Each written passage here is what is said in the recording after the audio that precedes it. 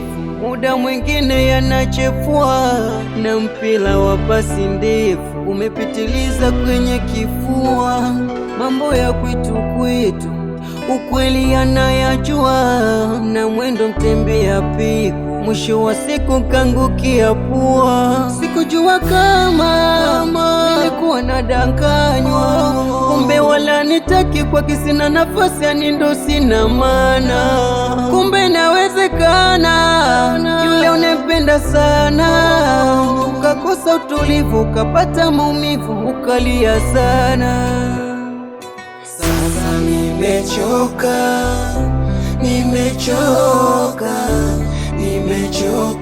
kuendelea na wewe. Nimechoka